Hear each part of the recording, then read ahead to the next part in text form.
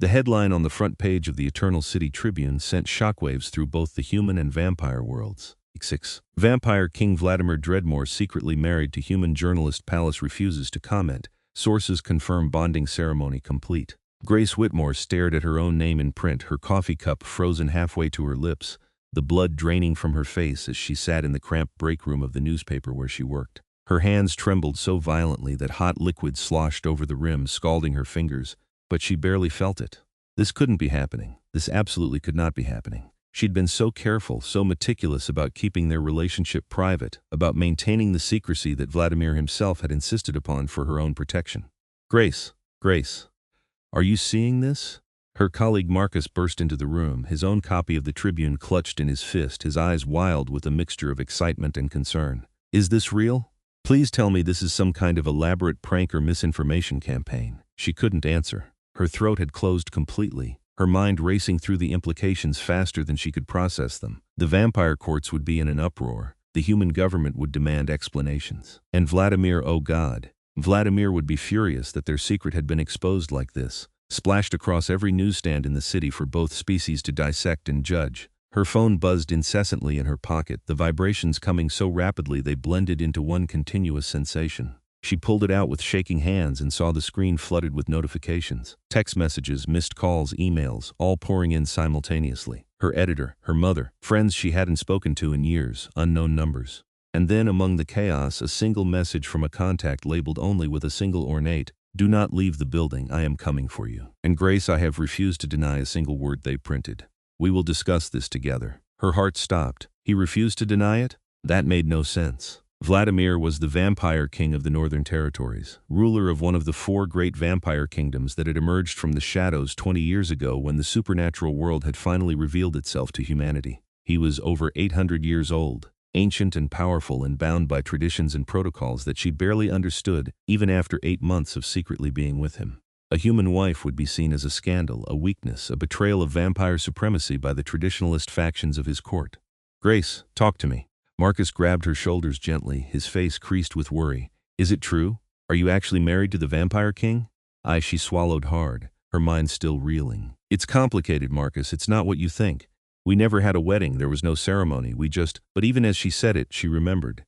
3 weeks ago, in the private sanctuary of his residence deep beneath the city, Vladimír had performed what he called a blood recognition ritual. He'd explained it as a formal acknowledgement of their bond, something private and personal, meaningful only to them. He'd cut his palm and hers, pressed them together while speaking words in a language so old she couldn't identify it, his silver eyes burning with an intensity that had stolen her breath. The blood had mingled, and she'd felt something shift inside her, something fundamental and profound that she hadn't fully understood. That was a bonding ceremony, she whispered, the realization hitting her like a physical blow. Oh my God, in vampire culture, that was a marriage ceremony. Marcus's eyes widened. So it is true. Before she could answer, the building's fire alarm began to wail, red lights flashing in the corridors outside. Confused shouts echoed through the newsroom, and Marcus released her shoulders, spinning toward the door. But Grace knew this wasn't a fire. This was a lockdown protocol, one that had been implemented when vampires first revealed themselves to protect human workers from potential supernatural threats. He's here, she breathed, and despite her shock and the chaos swirling around her, she felt her heart leap with something that wasn't fear. It was anticipation, relief, the bone-deep certainty that whatever storm was coming, she wouldn't face it alone. The lights flickered and died, plunging the building into darkness except for the emergency lighting that cast everything in an eerie red glow. Marcus cursed and fumbled for his phone's flashlight, but Grace stood perfectly still, her senses attuned to a presence she'd come to know as intimately as her own heartbeat. He appeared in the doorway like a figure from a Gothic painting, tall and impossibly regal despite the modern cut of his black suit. Vladimír Dreadmoore was everything the human world both feared and fantasized about when they thought of vampire royalty. His skin was pale as moonlight, luminous and flawless, while his hair fell past his shoulders in waves of pure white that seemed to glow even in the dim emergency lighting. His features were sharp and aristocratic, inhumanly beautiful in a way that made him seem carved from marble rather than born from flesh. And his eyes, those ancient silver eyes that had witnessed centuries of history, fixed on her with an intensity that made her forget to breathe. Grace, he said, his voice a low rumble that carried an accent from so many languages and eras that it defied classification. We are leaving. Now.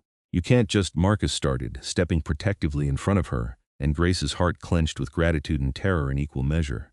Vladimir's gaze shifted to Marcus, and though his expression didn't change, something about the air itself seemed to grow heavier, colder. I appreciate your loyalty to my wife, journalist, but I assure you she is in no danger from me. I am here to protect her from what is coming. What's coming? Grace found her voice, stepping around Marcus to face Vladimir directly. What did you do? Why didn't you deny the article?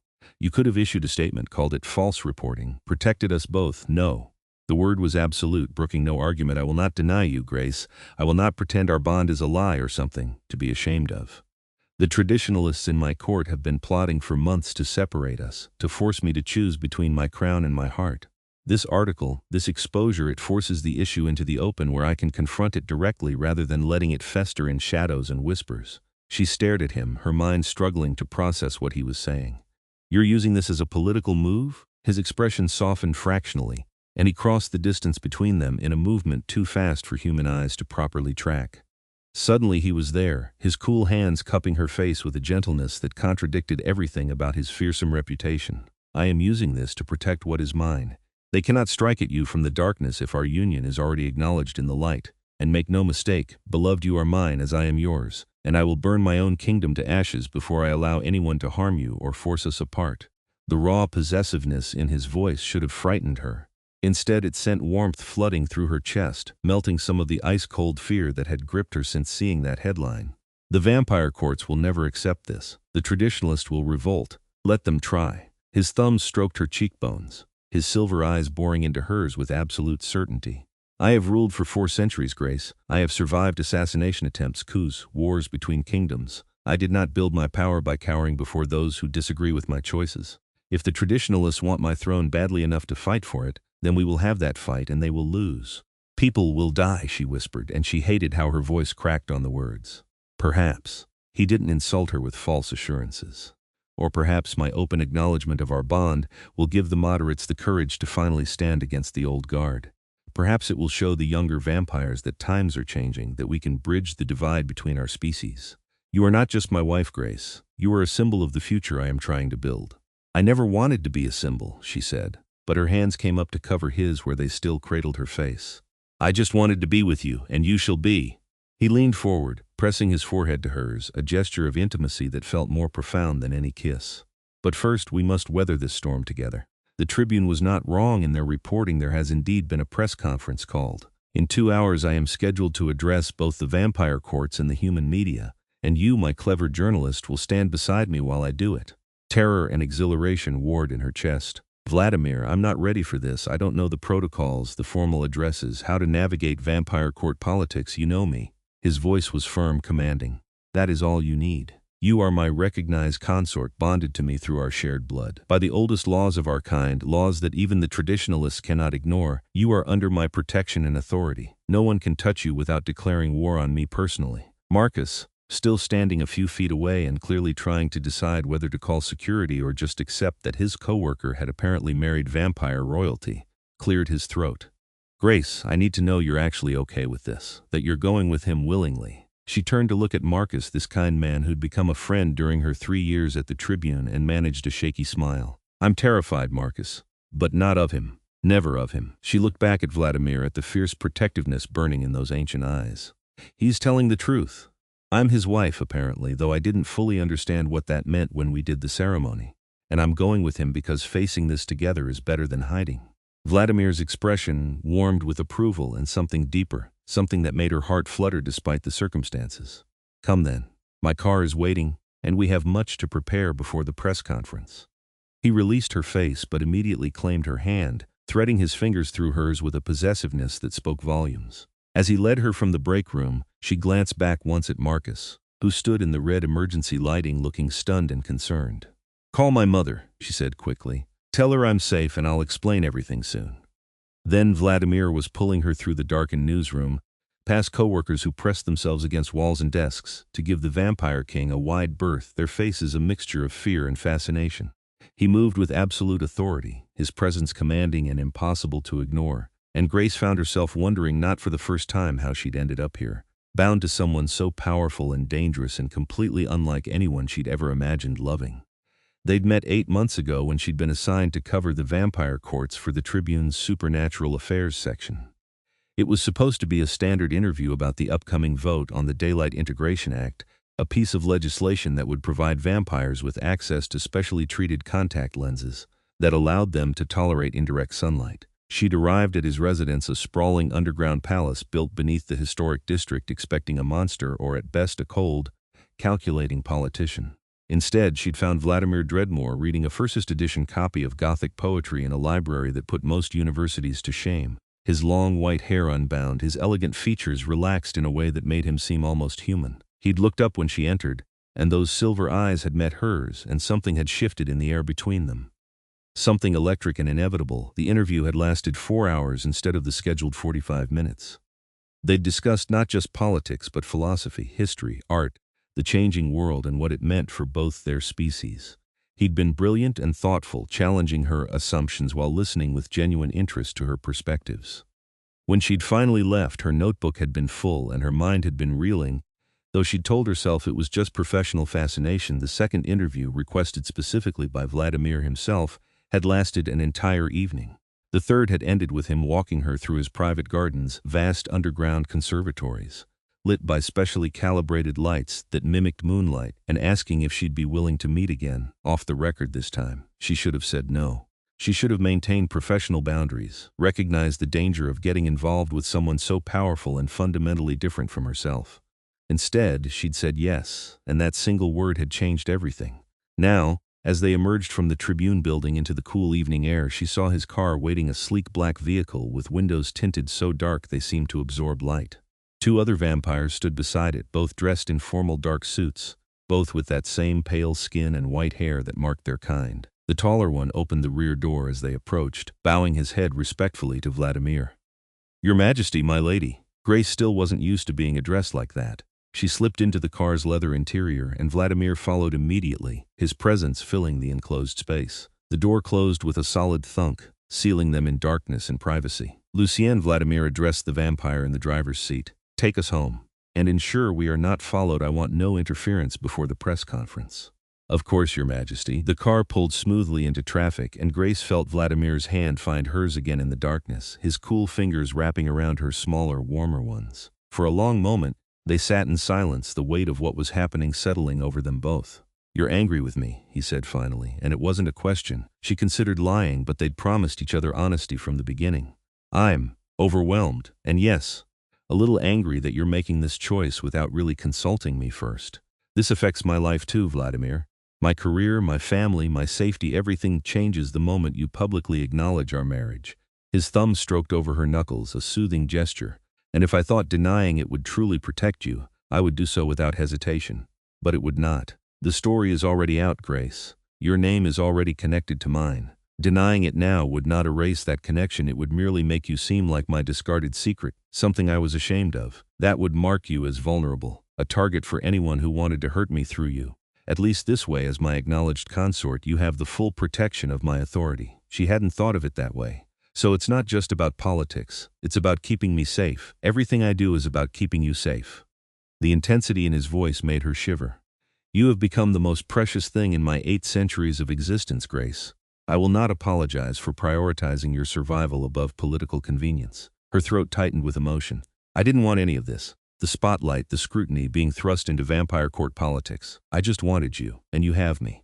He shifted closer, his other hand coming up to cup her face in the darkness. "All of me for as long as you will have me. But I cannot separate myself from what I am, beloved. I am the Vampire King, and that means our love cannot be a simple thing. I am sorry for that, sorrier than you know." She leaned into his touch, drawing strength from his presence. "Tell me about the press conference. What should I expect?" He was quiet for a moment, gathering his thoughts. "The vampire courts have already been in emergency session since the article broke this morning. The traditionalists, led primarily by Lord Constantine Tsaro and Lady Morgana Ashenvale, are demanding that I denounce the marriage as invalid and exile you from vampire territory permanently. The moderates, led by Duke Raphael Silvermore, are arguing for acceptance, pointing out that our laws do not actually forbid bonding with humans, merely that it has not been done in recent memory. And there is a third faction, younger vampires mostly, who see our union as exactly the kind of progressive move that could help heal the remaining tensions between our species." Grace absorbed this, her journalistic mind automatically categorizing the political factions. And the human government, how are they responding? With cautious interest, from what my sources report. President Chen has released a statement saying she looks forward to learning more about this development and hopes it will strengthen human-vampire relations. She is, as always, a savvy politician. She sees the potential benefit of having a human woman married into vampire royalty. So everyone wants to use us for their own agenda, Grace said, unable to keep the bitterness from her voice. Vladimir's fingers tightened on hers. Everyone except us, beloved. Our agenda is quite simple: to be together and to survive what comes. All the rest is noise. The car descended into the underground tunnels that led to the vampire districts, the smooth hum of the engine the only sound for several minutes. Grace stared out the window at the illuminated tunnel walls, her mind racing with everything she needed to prepare for. What did one wear to a press conference where you were being acknowledged as the Vampire King's wife? How did one stand, speak, present oneself before both human media and vampire nobility? I am going to embarrass you, she said quietly. I don't know the proper protocols, the right way to behave at court. I'm just a journalist from a middle-class family. I'm not your brilliant, compassionate, brave, and mine. He cut off her self-doubt with absolute certainty. That is all the protocol that matters to me. Yes, there are formal behaviors expected at court, and my staff will help you learn them in time. But tonight, Grace, I need you only to stand beside me and let me love you openly for the first time. Can you do that? When he put it that way, how could she refuse? Yes, she whispered. Good. He lifted her hand to his lips, pressing a cool kiss to her knuckles. Then we will face them together, and whatever comes after, we will face that together as well. The car emerged into the vast underground cavern that housed Vladimir's residence and the surrounding vampire court district. Grace had been here before, but the sight still took her breath away. Buildings that looked like they'd been transplanted from medieval Europe, all Gothic spires and elegant stonework, lit by thousands of carefully placed lights that mimicked moonlight. Gardens filled with night-blooming flowers sprawled between structures, and everywhere vampires moved with that characteristic grace, their pale skin and white hair making them seem like ghosts from another era. Vladimir's palace dominated the center of the district, a massive structure of black stone and stained glass windows that depicted scenes from vampire history. Guards in formal military dress stood at attention as their car approached, and Grace saw more vampires gathered in the courtyards, their faces turned toward the vehicle with expressions ranging from curiosity to outright hostility. Word has spread quickly, Vladimir observed, his voice tight. The entire court will be watching tonight. They pulled into a private entrance, and the moment the car stopped, Vladimir was opening the door and extending his hand to help her out. Grace stepped onto polished marble floors, her sensible work flats seeming absurdly ordinary in this place of otherworldly elegance. A female vampire approached immediately, tall and regal with her white hair bound in an intricate braided crown. She wore a deep blue gown that looked like something from a Renaissance painting, and her silver eyes assessed Grace with cool intelligence. Your Majesty, she said, bowing to Vladimir before turning to Grace. My lady, I am Duchess Serafina Nightwhisper, mistress of the royal household. His Majesty has instructed me to assist you in preparing for the press conference. Grace glanced at Vladimir, who gave her an encouraging nod. Duchess Serafina has served my household for 2 centuries. You can trust her completely. Thank you, Grace managed, trying to project more confidence than she felt. Serafina's expression softened fractionally. Come, my lady, we have much to do and little time to do it. His Majesty must attend to court business before the conference, but I will ensure you are properly prepared. Vladimir caught Grace's hand before she could follow the Duchess, pulling her close for a moment. I will see you before we go before the cameras, he promised, his cool lips brushing her forehead. Be brave, my heart, you are stronger than you know. Then he released her and strode away down a different corridor, trailed by 2 advisors who appeared from shadowed doorways. Grace watched him go, feeling suddenly very alone and very human in this place of ancient predators. Come, my lady, Serafina said gently, and Grace forced herself to follow the Duchess through winding corridors decorated with tapestries and paintings that had to be priceless. They climbed a spiral staircase and emerged into a suite of rooms that took Grace's breath away. The bedroom was enormous, dominated by a massive 4-poster bed draped in midnight blue silk. Tall windows looked out over the underground gardens, and antique furniture filled the space with elegant sophistication. But it was the adjoining dressing room that made Grace stop and stare. It was as large as her entire apartment, filled with wardrobes and mirrors and enough space to house a small boutique. His Majesty had these rooms prepared for you weeks ago, Serafina said, opening one of the wardrobes to reveal dozens of gowns in various styles and colors. Though I suspect he hoped to introduce you to them under more pleasant circumstances. Grace touched one of the gowns, her fingers trailing over fabric so fine it felt like touching water. "He never told me. His Majesty is a proud male, my lady, but he has been different since meeting you. Lighter somehow, more hopeful." Serafina pulled out a gown in deep emerald green, holding it up to assess the color against Grace's skin. The traditionalist hated, of course. They preferred him cold and focused only on power. But those of us who have served him longest welcome the change. "You approve of me?" Grace asked, surprised. Serafina met her gaze directly. "I approve of anything that makes His Majesty happy after centuries of shouldering the burden of our kind's survival alone. You are human, yes, and that will cause complications. But if he has chosen to bond with you, then you must possess qualities worth the chaos." She smiled slightly. "Besides, I have read your articles, Lady Grace. You write about our kind with fairness and insight that is rarer than you might think." Grace felt warmth spread through her chest at the acceptance in the Duchess's voice. "Thank you, that means more than you know." "Now," Serafina said briskly, returning to the practical matter at hand, "we must make you look like a queen for the press conference. His Majesty will be formally dressed, and you must match his presentation. The emerald will complement your coloring beautifully and signal vitality and growth, both appropriate messages for this occasion." For the next hour, Grace was bathed, dressed, and styled with an efficiency that left her head spinning. The gown fit perfectly. Vladimir must have somehow obtained her measurements, and the rich emerald fabric made her auburn hair seem to glow with fire. Serafina arranged her hair in a style that was elegant but not overly formal, letting loose curls frame her face while the rest was swept up with jeweled pins. "One final touch," Serafina said, and produced a necklace that made Grace gasp. It was a stunning piece of white gold worked into an intricate design of intertwining vines, with a single large emerald at the center that matched her gown perfectly. But it was the significance rather than the beauty that stole her breath. She recognized the design from her research. It was the symbol of the Northern Territory vampire monarchy. "I can't wear that," Grace protested. "That's the consort's necklace, yes." Serafina fastened it around Grace's throat with practiced ease. "It has not been worn in over 300 years. Not since His Majesty's mother passed, but it belongs to the recognized consort of the reigning monarch, and that, my lady, is now you." Grace stared at her reflection in the mirror, barely recognizing the elegant woman looking back. She looked like she belonged in this world of Gothic beauty and timeless grace, like she could stand beside a vampire king and not seem entirely out of place. "He really meant it," she whispered, touching the necklace with trembling fingers. "All of it. The marriage, the public acknowledgement, everything." "His Majesty has never been one to do anything halfway," Serafina agreed. "When he loves absolutely. It is both his greatest strength and his most dangerous vulnerability." Her expression grew serious. "Lord Constantine and his faction will do everything in their power to separate you from His Majesty.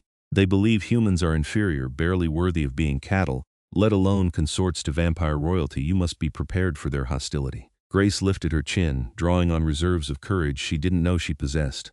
"Let them be hostile. Vladimir chose me and I chose him. If they can't accept that, it's their problem, not ours." Serafina smiled approvingly. "Good. That is exactly the attitude you will need, my lady. Now come, it is nearly time for the press conference, and His Majesty will want to see you before you face the camera." They made their way through the palace to a private study where Vladimir waited with several advisors. The moment Grace entered, his head snapped up, and the expression that crossed his face, raw possessiveness mixed with pride and something that looked almost like awe, made her forget to breathe. He crossed to her in 2 long strides, dismissing his advisors with a wave of his hand. They bowed and retreated, closing the door behind them and leaving Grace alone with her husband. God, she still couldn't quite believe that word applied to them. "You are magnificent," he said, his silver eyes tracing over her from head to toe, lingering on the necklace at her throat. His hand came up to touch it, his cool fingers brushing against her skin. "This was my mother's. I had hoped to give it to you in private to explain its significance, but Duchess Serafina told me what it means," Grace interrupted softly. "Vladimir, are you sure about this? Once we do this press conference, there's no going back. Everyone will know, and we'll be declaring our marriage to both our worlds. I have never been more certain of anything in 800 years. He cupped her face in both hands, tilting her head back to meet his intense gaze. "I know I am asking much of you, beloved. I know this will change your life in ways that may not always be pleasant, but I will not pretend you are anything less than what you are to me. You are my wife, my consort, my heart, and I will stand before every camera in the world and declare it if that is what it takes to keep you safe and acknowledged." Tears pricked at Grace's eyes. "I'm terrified," she admitted. "So am I," he said, and the vulnerability in that admission shook her. "I have faced armies, Grace.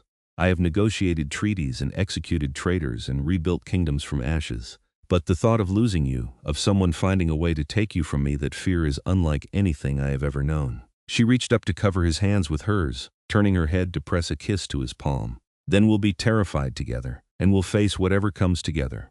He smiled, and it transformed his face from austere beauty to something warmer, more human. "Together," he agreed, and then he was kissing her, his cool lips claiming hers with a passion that made the world outside this room cease to exist. When they finally broke apart, Grace was breathless and flushed, her heart racing. Vladimir pressed his forehead to hers, his eyes closed, just breathing her in for a moment. "The press conference will be conducted in the Grand Hall," he said quietly, not yet releasing her. "There will be cameras from every major human news network, as well as representatives from all 4 vampire kingdoms. I will make a formal statement, and then we will take questions. You need answer nothing you do not wish to.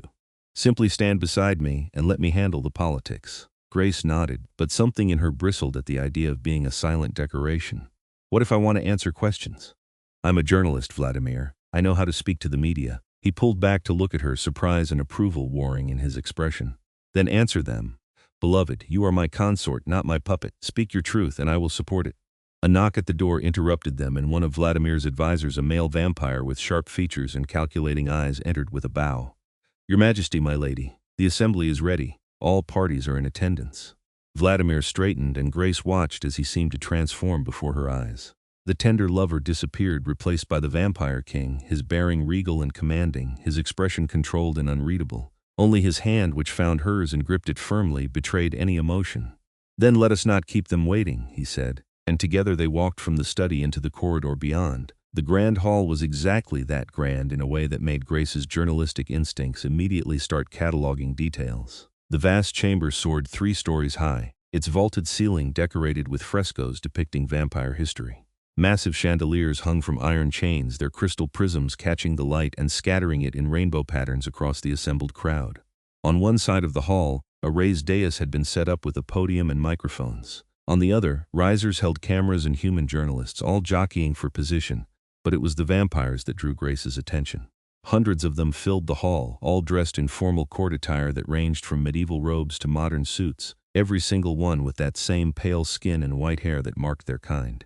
They watched with silver eyes as Vladimir led Grace down the center aisle toward the dais, and the weight of their collective gaze was almost physical. Grace forced herself to keep her head high, to walk with confidence even as her heart hammered against her ribs. She could feel the hostility rolling off some of the assembled vampires, could see the sneers and narrow-eyed assessments, but she could also see curiosity, and in some faces, what might have been hope. Vladimir led her up onto the dais, positioning her slightly behind him but still clearly visible to the cameras.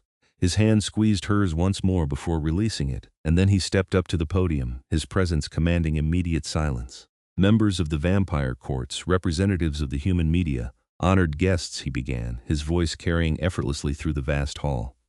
"You are here tonight because earlier today the Eternal City Tribune published an article making certain claims about my personal life. Rather than issuing denials through intermediaries or allowing speculation to spread unchecked, I have chosen to address the matter directly and publicly." He paused, letting the tension build, and Grace could see cameras zooming in, journalists leaning forward in their seats. "The article stated that I have entered into a bonded marriage with Grace Whitmore, a human journalist. I am here to confirm that every word printed was accurate and true." The hall erupted, vampires on one side shouting in outrage, human journalists on the other yelling questions, the noise level rising to a chaotic crescendo. Vladimir simply stood there, utterly calm, waiting for the tumult to die down. When silence finally fell again, he continued. 3 weeks ago, in accordance with the ancient laws and traditions of our kind, I performed a blood recognition ceremony with Grace Whitmore. By every legal and cultural definition that vampires acknowledge, she is now my bonded consort, my wife, and under the full protection of my authority as King of the Northern Territory. Your Majesty," a vampire stepped forward from the crowd, tall and imposing with features sharp as a blade. Grace recognized him from Vladimir's description, Lord Constantine Nightsorrow, leader of the traditionalist faction. "This is an outrage. A human consort degrades the very foundations of our monarchy. You have betrayed your people and your heritage." Vladimir's expression didn't change, but Grace felt the temperature in the hall drop several degrees. "I have betrayed nothing, Lord Constantine. Show me the law that forbids a bonding with humans. Quote me the statute that restricts my choice of consort to only our kind." Constantine sputtered, his pale face flushing with anger. "There is no law because such a thing has been unthinkable. We do not bond with humans, they are prey, food beneath us in every way. Careful, Lord Constantine. Vladimir's voice went deadly quiet. You are speaking of my wife. I will tolerate honest political disagreement, but I will not tolerate insults to Grace's honor or personhood. She is human, yes. She is also brilliant, compassionate, and brave enough to stand beside me despite the hostility she knew she would face. That makes her more worthy of respect than those who hide their bigotry behind tradition. Another vampire stepped forward, this one female, her silver eyes cold as winter ice. Lady Morgana Ashenvale. Fine words, Your Majesty, but what of the practical concerns? A human consort cannot provide you with heirs. She cannot share in the immortal rule of our kingdom. She will age and die while you continue for centuries. This bonding serves no purpose except to satisfy temporary human attachment. Grace felt the words like physical blows, each one highlighting the fundamental impossibility of what she and Vladimir were trying to do. But before she could react, Vladimir turned to her, extending his hand in clear invitation. Grace, he said quietly, join me. Her legs felt like water, but she forced herself to step forward, taking his hand and letting him draw her to his side at the podium. Up close to the microphones, she could hear the whir and click of cameras, could see the human journalist practically vibrating with excitement at this development. Vladimir's arm wrapped around her waist, holding her close against his side, a clear statement of unity and possession. You speak of practical concerns, Lady Morgana, and you are correct that there are complications inherent in a human-vampire bonding. But love is not a practical matter, and I will not apologize for choosing it. Yes, Grace will age while I do not. Yes, our time together will be limited by her mortal lifespan, but I would rather have 50 years with her than eternity without her. Grace's throat closed with emotion, and she felt tears threatening. Around the hall, she saw reactions ranging from disgust to reluctant admiration. A human journalist stood, hand raised. Mrs. Whitmore, can you tell us what it's like to be married to the Vampire King? Were you afraid when you learned about the bonding ceremony? Grace looked at Vladimir, who gave her a small nod of encouragement. She turned to face the cameras, drawing a deep breath to steady her voice. I was terrified, she admitted, and heard sympathetic chuckles from the human section. Not of Vladimir, but of what our relationship would mean, the scrutiny it would bring, the complications it would create. I still am terrified, frankly. I'm a normal person who fell in love with someone extraordinary, and now I'm standing in front of the world trying to explain that love as if it needs justification. She paused, gathering her thoughts. But here's the truth, yes, there are complications. Yes, we're from different species with different lifespans and different cultures. But we're also two people who found something rare and precious in each other, and we decided that was worth fighting for. If that makes us controversial, so be it. Another vampire stood, this one younger than Constantine or Morgana, his expression more curious than hostile. My lady, do you understand what you have done? By bonding with His Majesty, you have made yourself a target for every enemy he has accumulated in 8 centuries. Are you prepared for that danger? Grace met his silver gaze steadily. I'm a journalist who has spent the last 3 years covering vampire politics and supernatural affairs. I'm not naive about the dangers. But I'm also not going to let fear dictate my choices. Vladimir has promised to protect me, and I trust him. Beyond that, I can only do my best to be worthy of the position I now hold. Pretty words, Constantine sneered. But words will not protect you when the reality of vampire court life crushes your human sensibilities. You will break, little human, and when you do, you will drag His Majesty down with you. Enough. Vladimir's voice cracked like a whip, silencing Constantine mid-breath. I have been patient with your disrespect, Lord Constantine, but my patience has limits. You will address my consort with courtesy, or you will leave this hall. Choose. Constantine's jaw worked, fury radiating from every line of his body, but he gave a stiff bow, as Your Majesty commands. The press conference continued for another hour, with questions ranging from the political implications of the marriage to personal details about how they met and fell in love. Vladimir handled the political queries with practiced ease, while Grace found herself relaxing into the familiar rhythm of media interaction.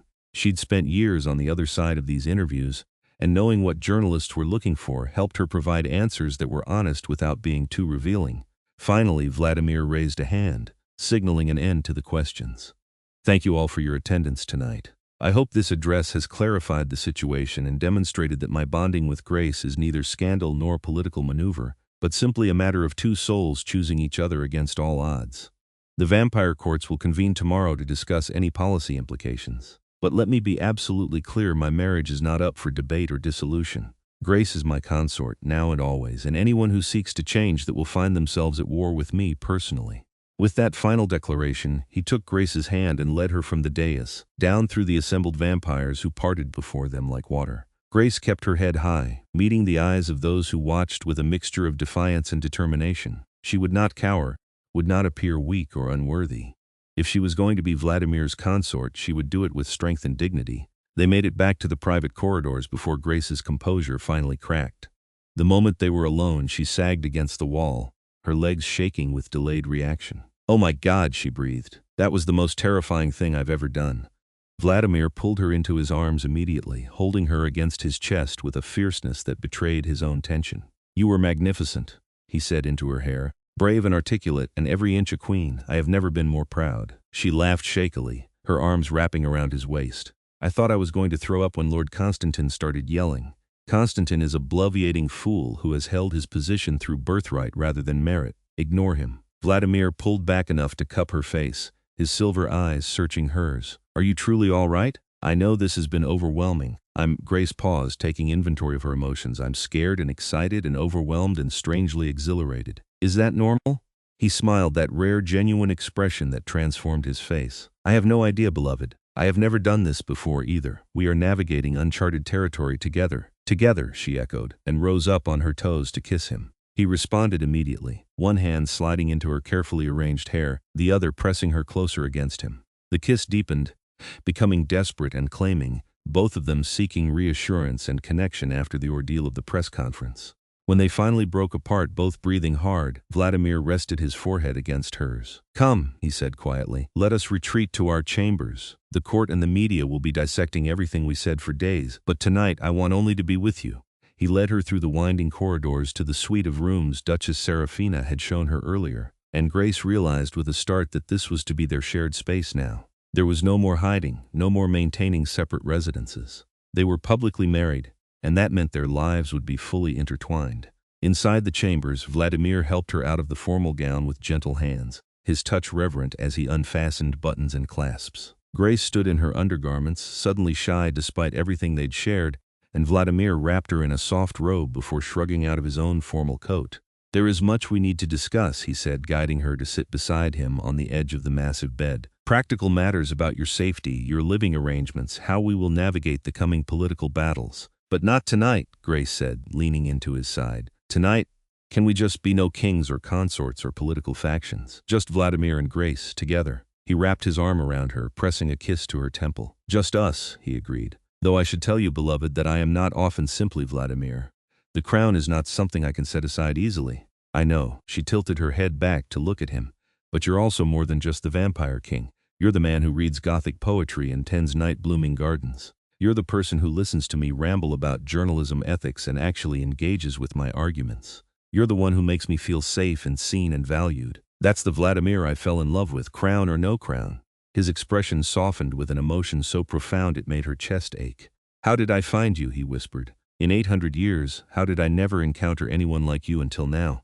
"Maybe you weren't ready before," Grace suggested. "Or maybe I wasn't. Maybe it took the world changing, vampires revealing themselves, both our species trying to figure out how to coexist, for us to be in the right place at the right time, perhaps." He traced his fingers along her jaw, his touch feather-light. "All I know is that I have you now, and I will not let you go.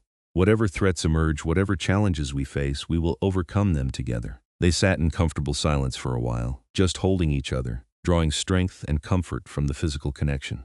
Outside their chambers, Grace knew the vampire world was probably in chaos, factions forming and reforming, plots being hatched, alliances being tested. But here, in this moment, none of that seemed to matter. "Tell me about your mother," Grace said eventually. "The one who wore this necklace before me." Vladimir's expression grew distant, touched with old grief. "Katerina Dreadmoore. She was fierce, brilliant. She ruled alongside my father for 3 centuries before she was killed in the war with the Eastern Territory.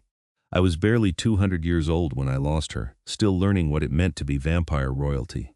His fingers found the necklace at Grace's throat, touching it gently. "She would have liked you, I think. She had no patience for those who hid their strength behind false modesty. She valued courage and integrity above all else." "I wish I could have met her," Grace said softly. "As do I." He drew her closer. "She used to tell me that leadership was not about power, but about responsibility. That the crown was a burden we bore in service to our people, not a prize we claimed for ourselves. I have tried to rule by that principle, though I have not always succeeded." Grace heard the weight in his voice, the centuries of decisions and sacrifices compressed into those simple words. "You're a good king, Vladimir. Even I can see that, and I've only been observing vampire politics for 3 years. Your people are safer, more prosperous, more integrated with human society than any of the other territories. And now I have given the traditionalist ammunition to undermine everything we have built." He sighed. "By bonding with you, I have proven their argument that I prioritize personal desires over political pragmatism. Or you've proven that it's possible to bridge our two worlds on the most fundamental level," Grace countered. "Vladimir, you can't lead by fear of what others will say. You said yourself that our marriage forces the issue into the open. Let it. Let the vampires who oppose us show their hands, and then deal with them decisively." He pulled back to look at her, something like surprise in his expression. "You sound like a political strategist," she shrugged. "I've covered enough political campaigns to pick up a few things. Plus, I'm a journalist, I know how narratives work. Right now the story is Vampire King scandalously marries human. But we can shift that story to Vampire King demonstrates progressive leadership by embracing human-vampire unity. It's all about framing." A slow smile spread across Vladimir's face. "I knew there was a reason I fell in love with a journalist. That brilliant mind of yours is going to be invaluable in the coming months." "Months?" Grace asked. "You think this controversy will last that long?" At minimum, he stood pacing to the window that looked out over the underground gardens. "Constantine and his faction will not accept this quietly. They will look for ways to undermine our marriage, to prove that you are unworthy or that I am unfit to rule for choosing you. We must be prepared for attacks both political and potentially physical." Fear spiked through Grace, but she pushed it down. "What kind of attacks?" Vladimir was quiet for a long moment. "There are those who might see you as a weakness to be exploited. If they cannot convince me to set you aside, they may attempt to remove you from the equation permanently." "You mean they might try to kill me?" Grace kept her voice steady, refusing to let panic take hold. "I will not allow it." He turned back to her, his eyes blazing with protective fury. "I have already tripled security around you. You will have personal guards whenever you leave these chambers. And the palace itself has been sealed against unauthorized entry. No one will harm you, Grace. I stake my crown on it." She stood, crossing to him and taking his hands in hers. "I trust you to protect me, Vladimir, but you can't wrap me in cotton and hide me away. I have a life, a career, friends and family in the human world. I can't just disappear into the vampire court forever." "I know," his jaw tightened. "But I need time to neutralize the immediate threats, to make it clear that attacking you means death. Give me a few weeks to secure things, and then we can discuss how to balance your human life with your new position." It wasn't ideal, but Grace could see the logic. "A few weeks," she agreed. "But Vladimir, I mean it, I won't be his prisoner, even a gilded one. We'll find a way to make this work that doesn't require me to give up everything I am." "I would never ask that of you," he said fiercely. "Your independence, your passion, your career, those are part of what I love about you. I simply need to ensure you survive long enough to continue living that life." The raw fear in his voice broke through Grace's own anxiety, reminding her that this was just as terrifying for him. He'd lived for 8 centuries, survived wars and assassinations and political upheavals, and now he'd given his enemies the perfect target by loving her. "We'll get through this," she said, squeezing his hands. "Together, remember?" "Together," he echoed, and pulled her into his arms once more. They spent the rest of the night alternating between discussing practical security measures and simply being together, relearning the comfort of each other's presence now that secrecy was no longer necessary. Grace fell asleep wrapped in Vladimir's arms, his cool skin against hers, his steady presence a bulwark against the uncertainties of tomorrow. She woke to find him already dressed in formal court attire, his white hair bound back, his expression set in serious lines as he spoke quietly with Duke Raphael Silvermore, the moderate faction leader who had entered the chamber while Grace slept. "I apologize for the intrusion, my lady," Raphael said with a bow as Grace sat up, clutching the sheets to her chest. He was shorter than Vladimir, with sharper features and eyes that held centuries of cunning intelligence. "But there have been developments overnight that His Majesty needed to know immediately." "What kind of developments?" Grace asked, dread pooling in her stomach. Vladimir crossed to sit beside her on the bed, taking her hand. "Constantine has called for a formal challenge to my authority. He is invoking the ancient right of council review, which requires me to defend my fitness to rule before an assembly of the noble houses. Can he do that?" Grace looked between Vladimir and Raphael. "Just challenge your authority because he disagrees with your marriage?" "Technically, yes," Raphael said carefully. "The right has not been invoked in over 400 years, but it remains part of our legal framework. His Majesty must appear before the assembled nobility and answer their concerns. If 2/3 vote against him, the crown passes to a new ruler chosen by majority consensus." Grace felt ice flood her veins. "They could depose you? Just like that? They can try." Vladimir's voice was utterly calm. "But they will not succeed. I have ruled well and justly for 4 centuries, Grace. My record speaks for itself. Constantine may have rallied some support among the oldest houses, but the majority of nobles know that removing me would throw the territory into chaos. They may not like my choice of consort, but they like political instability even less. When is this council review? Grace asked. 3 days hence, Raphael said, which gives us precious little time to shore up support and prepare His Majesty's defense. Vladimir stood, his bearing shifting into full royal authority. Rally the moderates, Raphael. Remind them of the stability we have built, the progress we have made in human-vampire relations, the economic prosperity our territory enjoys compared to the others. Make it clear that Constantine's challenge is based purely on personal prejudice, not legitimate governance concerns. Of course, Your Majesty. Raphael bowed. And the lady? Should we prepare a statement from her as well? Both vampires looked at Grace, who was still trying to process the fact that Vladimir could lose his crown and that it was her fault. No, Vladimir said before she could speak. Grace is not on trial here. I will defend my choices and my rule alone. Actually, Grace heard herself say, I think I should speak. Vladimir's eyes narrowed. Grace, hear me out. She climbed out of bed, wrapping herself in the robe before facing both vampires directly. Right now, I'm an abstract concept to most of the vampire nobility. I'm the human, the scandal, the mistake. But if I appear before the council and let them see me as a person, let them hear directly from me about why I chose you and what I hope for our future, it might help humanize this situation. Or it might make you an even bigger target, Vladimir said, but she could see the consideration in his eyes. It's a risk, Raphael agreed, but potentially a calculated one. My lady, if you could speak eloquently about your bond with His Majesty, about your respect for vampire culture and your desire to bridge our two worlds, it might sway some of the undecided nobles. Grace looked at Vladimir. It's my choice, isn't it? You said I'm your consort, not your puppet. I want to do this. I want to help. For a long moment he just looked at her, something fierce and proud burning in his silver eyes. Then he nodded slowly. Very well, but we will prepare your statement carefully, and you will have guards with you at all times leading up to the council review. Agreed, Grace said, relief and terror warring in her chest. She was committing to standing before the vampire nobility and defending not just her marriage, but Vladimir's entire reign. No pressure. The next 3 days passed in a blur of preparation. Duchess Serafina coached Grace on proper court etiquette and protocols, while Raphael and other moderate nobles tutored her on vampire political factions and the key concerns of various houses. Vladimir spent long hours meeting with supporters and preparing his own defense, though he always returned to their chambers at night, needing the reassurance of Grace's presence after days filled with political maneuvering.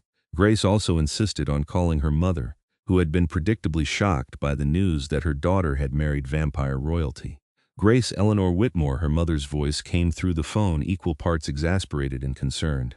When you said you were dating someone, I expected you to bring home a nice accountant or maybe a fellow journalist. Not the vampire king. Despite everything, Grace found herself smiling. I know, Mom, I'm sorry I couldn't tell you sooner. It all happened so fast and we were trying to keep it private. Private? Honey, it's on every news channel in the country. Mrs. Henderson from next door keeps asking me if you're safe, and your Aunt Patricia is convinced you've been bewitched or mind-controlled or something equally ridiculous. I'm safe, Mom, I promise. Vladimir he's good to me. He loves me, and I love him. It's complicated, and yes, there are challenges, but we're handling it. Her mother was quiet for a moment. Are you happy, Grace? The question caught her off guard. Yes, she said, and realized it was true despite the chaos. I'm happy, terrified and overwhelmed, but happy. Then I suppose I'll have to get used to having a vampire king for a son-in-law, her mother said with a sigh. But Grace, if you need anything, if you ever feel unsafe or want to come home, I know, Mom, thank you. I love you. Love you too, honey. And tell that husband of yours that if he doesn't treat you right, he'll have to answer to me, ancient vampire king or not. Grace laughed, tears pricking at her eyes. I'll tell him. When she relayed the conversation to Vladimir that night, he actually smiled. Your mother sounds formidable. I look forward to meeting her properly. She'll interrogate you mercilessly, Grace warned, as is her right as your mother. He pulled her close, his lips brushing her forehead. Family is important, Grace. I would never ask you to abandon yours. The night before the council review, Grace couldn't sleep. She lay in the darkness next to Vladimir, her mind racing through everything she wanted to say, every argument she'd prepared. What if she made things worse? What if her speech was what tipped the vote against him? You are thinking too loudly, Vladimir murmured, his arm tightening around her waist. I can feel your anxiety from here. I'm terrified I'll say the wrong thing tomorrow, she admitted. That'll cost you your crown. He shifted, rising up on one elbow to look down at her in the darkness. Grace, listen to me. Even if the council votes against me, even if I lose my crown tomorrow, I will not regret choosing you. Power is fleeting, beloved. 800 years has taught me that. But what we have, this connection, this love that is rare beyond measure. If I must choose between my crown and you, I choose you, every time. Tears slipped down Grace's cheeks. I don't want you to have to choose. You're a good king, Vladimir. Your people need you. And I need you. He wiped away her tears with gentle fingers. Whatever happens tomorrow, we face it together. That is all that matters. She pulled him down to kiss her, pouring everything she felt into the connection of their lips. He responded with equal intensity, his cool hand sliding over her skin, reminding her that despite everything, they had each other. The Grand Hall was even more crowded for the council review than it had been for the press conference. Every noble house in the Northern Territory had sent representatives, and they filled the vast chamber in a sea of pale faces and formal court attire. Human observers were also present, including government representatives and journalists, though they were relegated to specific viewing areas separate from the vampire nobility. Grace stood beside Vladimir on the dais, wearing a gown of deep midnight blue that Duchess Serafina had selected to convey both respect and strength. The consort's necklace gleamed at her throat, a visible symbol of her position. Her hands wanted to shake, but she forced them to remain steady at her sides. Lord Constantine stood in the center of the hall, his expression triumphant as he began his formal challenge. Noble houses of the Northern Territory, we are gathered here to address a matter of grave concern regarding our sovereign's fitness to rule. King Vladimír Dreadmoore has, by his own admission, bonded with a human an act that degrades our heritage and makes a mockery of vampire supremacy. How can we trust him to govern in our best interests when he has placed personal desire above the dignity of our kind? Murmurs of agreement rippled through certain sections of the assembled nobles, and Grace felt her stomach clench. Vladimir stepped forward, his presence commanding immediate attention. Lord Constantine speaks of heritage and dignity, but he fails to mention the actual substance of my rule. Under my governance, the Northern Territory has enjoyed 4 centuries of relative peace and prosperity. We were the first territory to successfully integrate with human society after the Revelation. Our economy is the strongest of the 4 kingdoms. Our people are safe, fed, and thriving. These are not the achievements of an unfit ruler, but at what cost? Lady Morgana stood, her voice cutting through the hall. You have weakened our culture, Your Majesty, by encouraging cooperation with humans. You have diluted our traditions by allowing modern influences into our courts. And now, by taking a human consort, you have made us a laughingstock among the other territories. The Eastern Kingdom mocks us. The Southern and Western kings question your judgment. You have sacrificed our pride for the sake of appeasement. I have sacrificed nothing except outdated prejudices. Vladimir's voice rang with authority. The world changed when we revealed ourselves to humanity. We could have chosen isolation and conflict, could have clung to old hatreds and superiority complexes. Instead, I chose adaptation and cooperation, and it has made us stronger, not weaker. If the other territories wish to mock that progress, let them. We will continue to thrive while they stagnate in the past. Duke Raphael stood, adding his voice to Vladimir's defense. I would remind the Council that His Majesty's policies have resulted in significant material benefits for all vampire citizens. We have access to legal blood sources, integration into human commerce systems, representation in human government. These achievements were unthinkable 50 years ago, yet His Majesty has made them reality. The debate raged for over an hour, with various nobles standing to voice support or opposition. Grace listened to it all, her journalist's mind cataloging arguments and assessing the political currents in the room. The moderate faction was strong but not overwhelming, and she could see that the vote would be close. Finally, the presiding magistrate, an ancient vampire named Lord Casimir, who had held his position for over 6 centuries, raised a hand for silence. The council has heard arguments regarding His Majesty's governance. Before we proceed to vote, however, there is one voice that has not yet been heard. Lady Grace Whitmore, consort to His Majesty, has requested permission to address the assembly. Grace felt every eye in the hall turn to her, and for a moment her courage nearly failed. But then she felt Vladimir's hand brush against hers, a subtle gesture of support, and she stepped forward to the podium. Noble houses of the Northern Territory, she began, her voice surprisingly steady. I stand before you as the cause of this controversy, and I will not pretend otherwise. My marriage to King Vladimir has created complications and challenges that would not exist if he had chosen a vampire consort. Lord Constantine is correct that I am human, mortal, and lacking in many of the qualities you might expect in a royal partner. She saw satisfaction in Constantine's expression, but she continued before he could speak.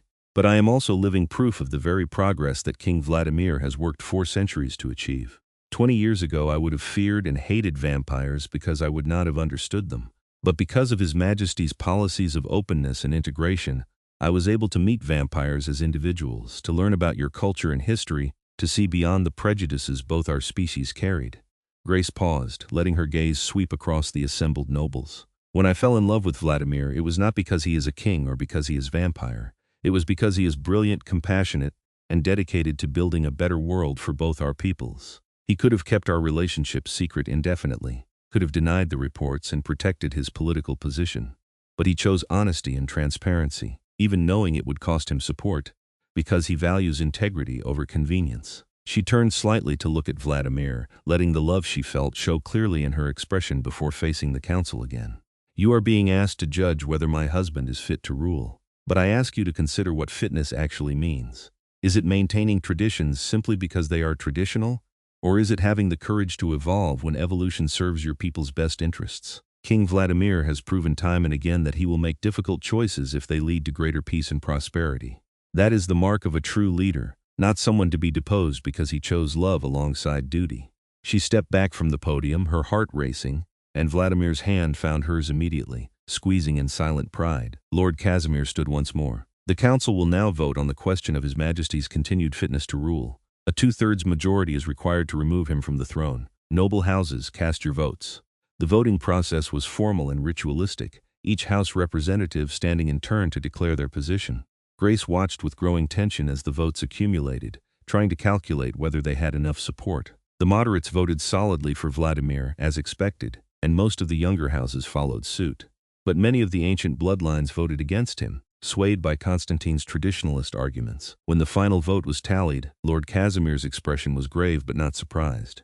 The vote stands at 58% in favor of His Majesty's continued rule, 42% opposed. As the required 2/3 majority has not been achieved, King Vladimír Dreadmoore retains his crown and full royal authority. Relief flooded through Grace so intensely she felt lightheaded. They'd won. It hadn't been overwhelming, but they'd won, but Vladimir wasn't finished. He stepped forward once more, his expression set in hard lines. The council has voted, and I thank those who reaffirmed their confidence in my leadership. However, I will not pretend this matter is fully resolved. 42% of you voted to remove me, and I recognize that my marriage to Grace is the primary source of that opposition. He paused, letting the weight of his next words build. Therefore, I am issuing a royal decree, effective immediately. Any vampire who attempts to harm, threaten, or otherwise interfere with Lady Grace's safety or freedom will be considered guilty of treason against the crown and will face the full consequences of that charge, up to and including execution. My consort is under my absolute protection, and I will not tolerate any challenges to that fact. The hall erupted in shocked murmurs, but Vladimir's voice cut through the noise. Furthermore, I am establishing a new council position, the Office of Human Relations, to be filled by Lady Grace herself. She will serve as a liaison between vampire courts and human society, using her expertise and perspective to help navigate the ongoing integration of our peoples. This is not merely a courtesy title, it is a formal recognition that our future depends on bridging the gap between our species, and my consort is uniquely qualified to lead that effort. Grace stared at him, stunned. He'd just given her real power and authority within the vampire government, had made her more than just a consort, but an actual official with responsibilities and purpose. It was brilliant politically, it gave the moderates something concrete to point to when defending the marriage, but it was also deeply personal. He was ensuring she had a role that mattered, that used her skills and gave her agency within this new world. Lord Casimir looked equally surprised but nodded slowly. The decree is recorded and will be implemented immediately, Your Majesty. Constantine's face was a mask of barely controlled fury, but he could do nothing. The vote had failed, and Vladimir had outmaneuvered him by turning Grace from a liability into an asset. The council session ended shortly after, and Grace found herself surrounded by well-wishers from the moderate faction, all offering congratulations and support. Duchess Serafina embraced her warmly, whispering, "Well done, my lady. You handled that beautifully." But it was Vladimir's approval that mattered most, and when they finally escaped to their private chambers hours later, he pulled her into his arms with a fierceness that stole her breath. "You were magnificent," he said, his lips finding hers in a kiss that was equal parts relief and celebration. "Your speech swayed votes, Grace. I could see nobles reconsidering their positions as you spoke." "We did it," she said against his mouth, laughing and crying at the same time. "You kept your crown and I didn't completely embarrass myself." "You could never embarrass me." He cupped her face, his silver eyes blazing with emotion. "You made me prouder than I have words to express. And now you have a formal position within the government. How does it feel to be the first human official in vampire court history?" Grace pulled back slightly to look at him. "That was risky, Vladimir, giving me that much authority and visibility. It makes me an even bigger target." "It also makes you untouchable," he countered. "As my consort, you were protected by my authority alone." but as an official government liaison with specific responsibilities, you have legal standing independent of our marriage. Constantine and his faction will have a much harder time arguing that you are merely my personal indulgence now." She saw the strategic brilliance of it, but also the trust it represented. "You're giving me real power to shape policy, to influence how vampires and humans interact going forward, because I trust your judgment and value your perspective." He kissed her forehead, her cheeks, her lips. "You are my partner, Grace, in every sense of that word. I will not diminish you by making you a decorative consort with no actual influence." Warmth flooded through her, and she pulled him closer, needing the physical reassurance of his presence. They'd survived the first major challenge to their marriage, but Grace knew there would be others. Constantine would not give up easily, and the traditionalist faction would continue to oppose them. But as Vladimir held her, his cool hands gentle against her skin, his ancient eyes filled with love and determination, Grace felt her fear transform into something stronger. They would face whatever came together, would build this bridge between their species one day at a time, and they would do it with courage and integrity. "I love you," she whispered against his chest. "However many years we have together, mortal or otherwise, I love you. And I love you, my brave, brilliant wife." His voice was soft but absolute. "For however long we have, you are mine and I am yours. That is all the eternity I need." The weeks that followed the council review were busy ones. Grace threw herself into her new role as liaison, establishing protocols for human-vampire workplace integration, consulting on the Daylight Integration Act that would soon come to vote, and meeting with human government representatives to address their concerns about vampire court politics. It was exhausting and challenging work, but also deeply fulfilling. She was making a real difference, helping to shape the future of both species. Her relationship with Vladimir deepened as well, now that they could be open about their marriage. They attended formal court functions together, with Grace learning to navigate the complex social hierarchies and ancient protocols with Duchess Serafina's patient guidance. They also carved out private time, evenings spent in Vladimir's library reading together, or walking through the underground gardens discussing philosophy and politics and their hopes for the future. Grace's mother eventually visited, though she'd been hilariously nervous about meeting Vladimir. The dinner had been awkward at first, with her mother clearly trying to reconcile the terrifying vampire king with the man her daughter had married. But Vladimir had been charming and respectful, and by the end of the evening, Grace's mother had grudgingly admitted that he seemed devoted to Grace's happiness. "Still think you could have warned me before marrying royalty," she'd said as Grace walked her to her car. "But he loves you, honey, I can see that. And you're glowing in a way I've never seen before." Grace had hugged her mother tightly, grateful beyond words for that acceptance. Not everything was smooth, of course. There were protests from human groups who feared vampire influence over government policy. There were assassination attempts, 3 in the first month alone, all thwarted by Vladimir's security forces, but frightening nonetheless.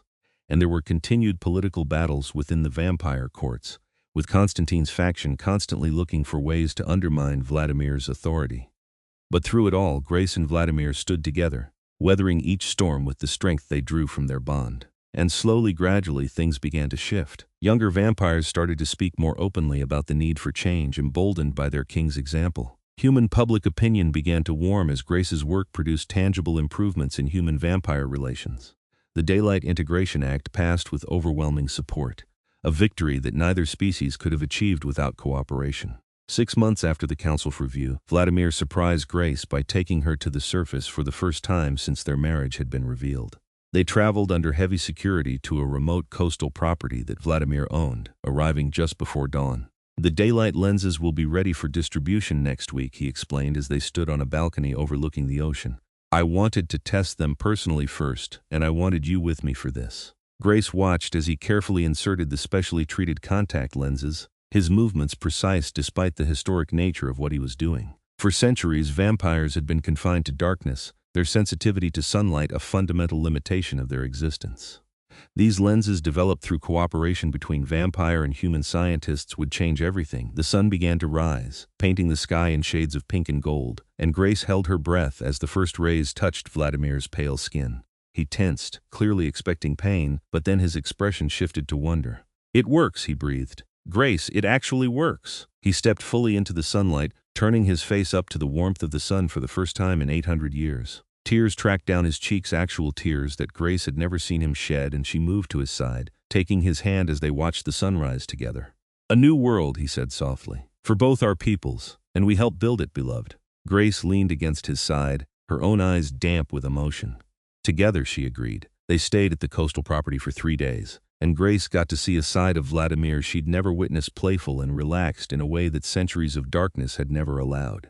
They walked on the beach in daylight, feeling the sun on their faces. They swam in the ocean, with Vladimir marveling at how different the water looked when lit by natural light. And they talked for hours about their future, about the changes coming to both their societies, about the life they would build together. "I have been thinking about Lady Morgana's words during the council review," Vladimir said one evening as they sat on the beach watching the sunset. "About how you will age and I will not, about the limited time we have together." Grace's throat tightened. They'd avoided discussing this topic, but it was always there, an unspoken shadow over their happiness. "Vladimir, let me finish."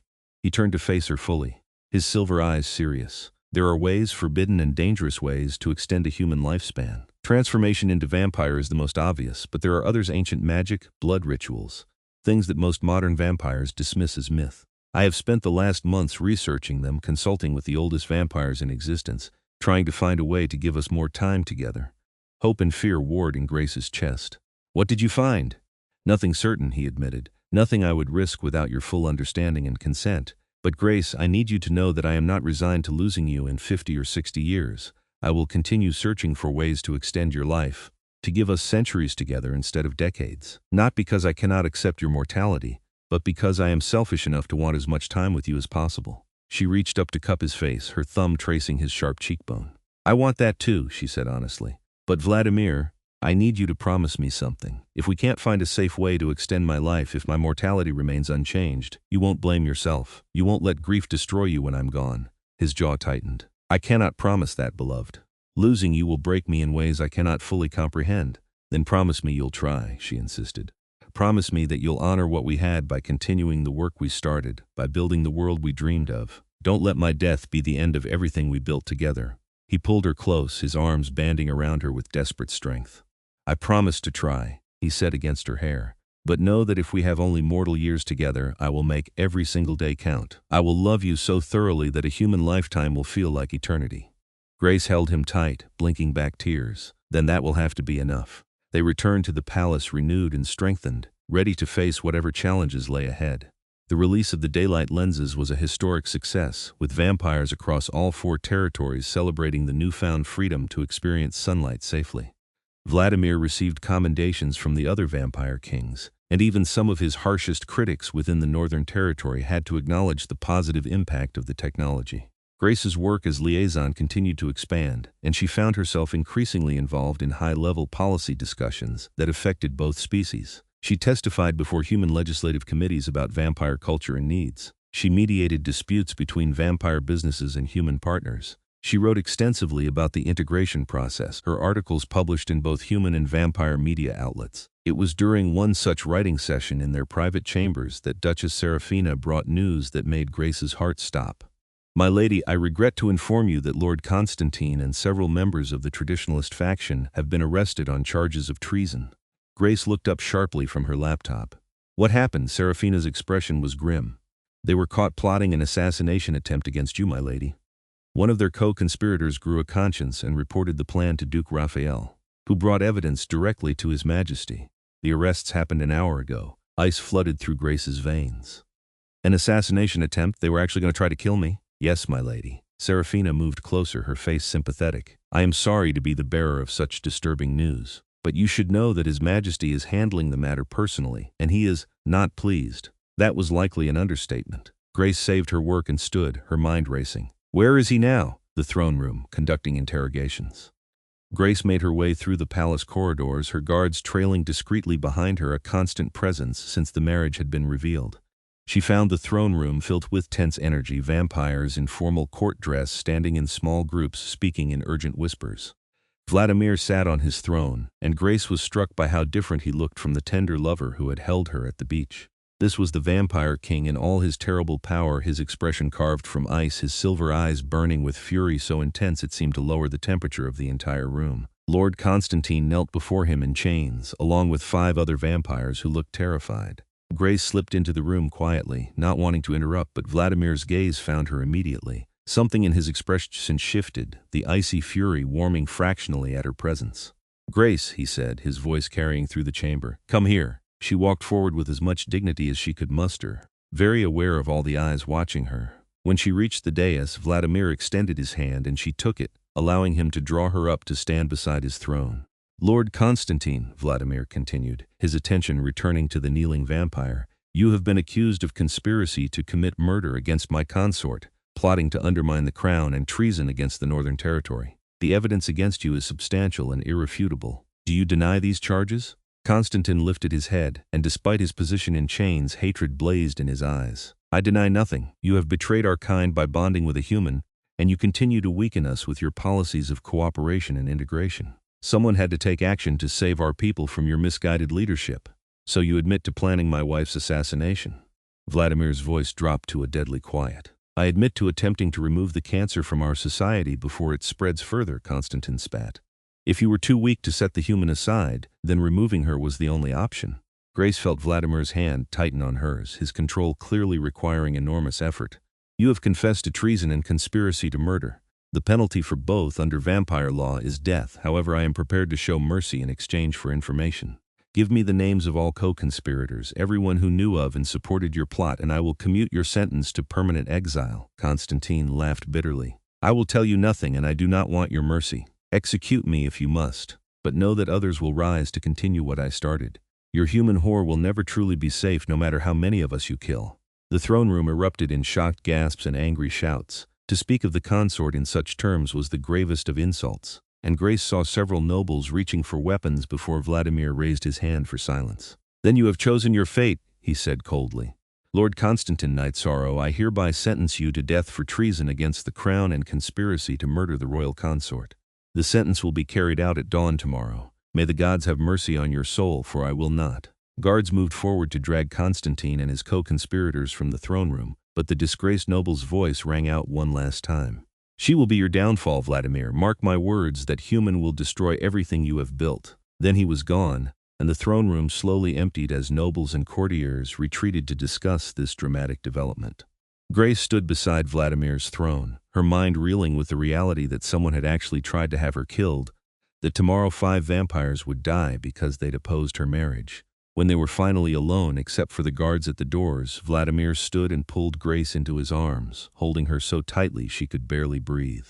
I am sorry, he said roughly, his face buried in her hair. I am so desperately sorry that you were put in danger, that my enemies targeted you. If anything had happened to you, but it didn't, Grace interrupted, her own arms wrapping around him. Your security prevented it, and the conspirators are caught. We're both safe, Vladimir. He pulled back to look at her, his silver eyes haunted. Constantine was right about one thing, there will be others. As long as we are together, as long as you remain at my side, there will be vampires who see you as a weakness to exploit or a threat to eliminate. Then we'll deal with them too, Grace said firmly. Together, remember? I'm not going anywhere, and I'm not going to let fear dictate our lives. His expression crumpled slightly, the iron control he'd maintained throughout the interrogation finally cracking. You terrify me, Grace Whitmore. The depth of what I feel for you, the fear of losing you, it unmakes me in ways 8 centuries of existence never prepared me for. She pulled his head down to rest against hers, their foreheads touching in their now familiar gesture of intimacy. Then we'll be terrified together, she whispered. And we'll build our life anyway, because the alternative living without each other is worse than any threat we might face.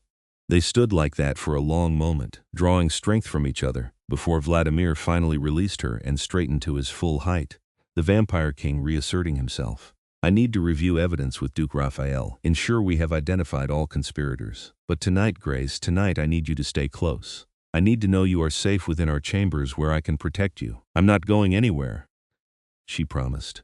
The execution of Lord Constantine and his co-conspirators at dawn was a grim affair that Grace chose not to attend, though she felt the weight of it nonetheless. 5 vampires dead because they couldn't accept her marriage to Vladimir. It was a sobering reminder of the very real dangers their union posed. But, in the aftermath of the executions, something unexpected happened.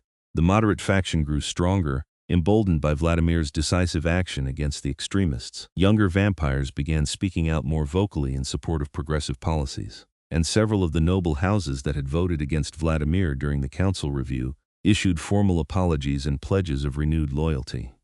Constantine overplayed his hand, Duke Raphael explained during a strategy meeting in the following weeks. By attempting assassination rather than working within legal political channels, he made it clear that the traditionalist position, was based on hatred rather than legitimate governance concerns. Many nobles who might have been sympathetic to his arguments were repulsed by his methods. Grace listened to the political analysis with her journalist's mind, recognizing the opportunity before them. "We should use this momentum," she suggested. "Push through reforms while we have public opinion on our side. Make it clear that the future belongs to cooperation and integration, not isolation and supremacy." Vladimir smiled at her from across the conference table. "What did you have in mind, my brilliant consort?" Over the next several months, they worked together to implement a series of reforms that fundamentally changed vampire society. Legal protections for humans working in vampire-owned businesses, educational exchange programs between human universities and vampire archives, joint research initiatives to develop more technologies like the daylight lenses, and most controversially, a proposal to allow other vampires to bond with humans if they chose, removing the stigma that had made Grace and Vladimir's marriage such a scandal. Not everyone supported these changes, and there were still pockets of resistance within the vampire courts. But the tide had turned, and Grace could feel it.